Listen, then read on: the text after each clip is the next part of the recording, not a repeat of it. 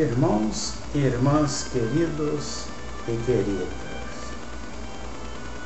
a nossa vida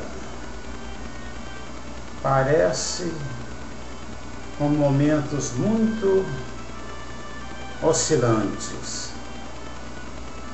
Na mesma hora que nós vemos luz, aí daí a pouco já estamos vendo sombras.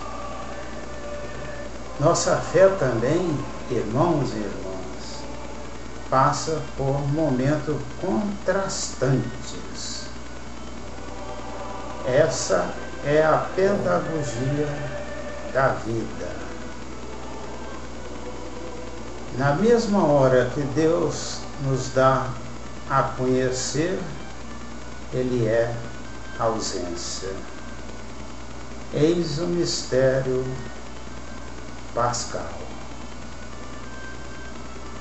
Cada vez mais se faz necessário que nós experimentamos esta palavra de Deus em nossa vida, para que possamos fortalecer na fé e sermos pessoas mais plenas.